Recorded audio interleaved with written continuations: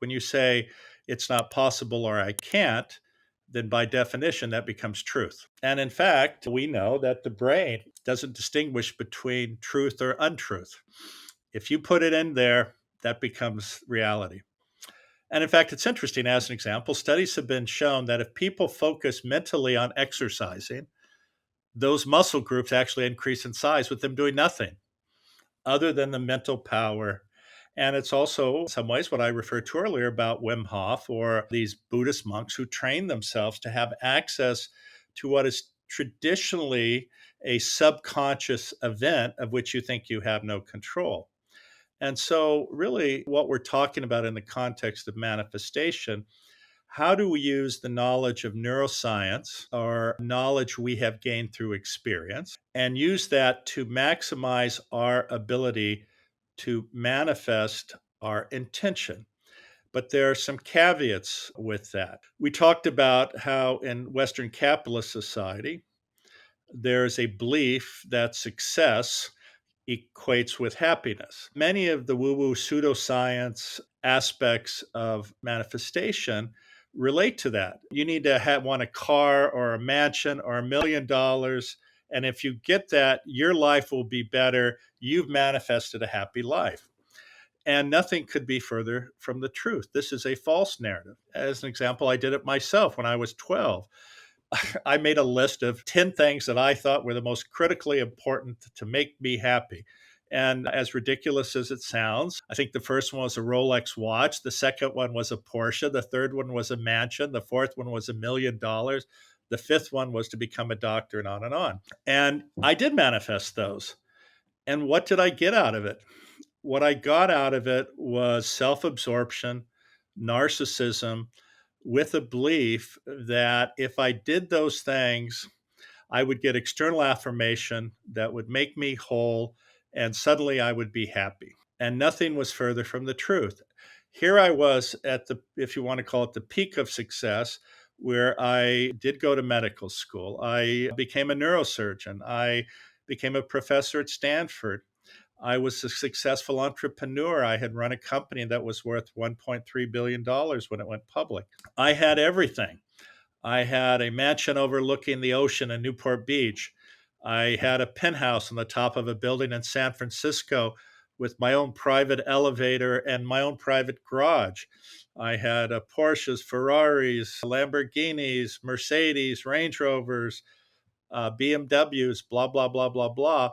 I was flying around in private jets, going to private clubs, dating starlets, blah, blah, blah. And all my friends were telling how cool my life was. And it was like I'm on this treadmill doing these things for my friends to tell me how cool I was. Yet I was more miserable than I had ever been in my entire life. And I realized through an interesting set of events that I had been focused on myself. It was all about if I do this, I get that, blah, blah, blah. And I did get those things, but nothing made me feel okay. And it was only after I went through a situation where I lost $80 million in the dot-com crash and had to sell everything. And still I was in debt, that I sat back and reflected, what the hell happened to me? What were the mistakes that I made? And it really came home when I was dealing with paying back this money I owed to the bank, and I was dealing with my lawyers, obviously. And I had made some commitments to charity by giving away stock in a company that I had run that hadn't gone public. And in dealing with the lawyer, he said, Jim, I have good news for you. You know, the charity you set up, we actually never filed the paperwork. So you actually still have control of all of that stock. So you don't have to give it away. But after I realized that I was chasing this chimera of quote unquote success, and it was all related to me, money, position, power, I went ahead and told the lawyer to honor those commitments and give all of that money away, which turned out to be $30 million. But it changed my focus. It changed my focus from, and don't get me wrong, I was a good doctor and cared for people, but I was doing it because of me and wanting status and acceptance and to hide my shame and insecurity. When I shift the focus, and this is really the key point, not only in the regard to, if you want to call it true success in my life, but the fundamental basis for manifestation, which is when I change my perspective of saying, how can I be of service to others? How can I care for others? It went from me understanding the difference between what I thought I wanted and what I needed. And this, in some ways, relates to hedonic happiness and eudaimonic happiness. Hedonic happiness, of course, has to do with maximal pleasure, minimal pain, and it's very transitory. And this relates to being in a fancy car or mansion or people telling you how great you are.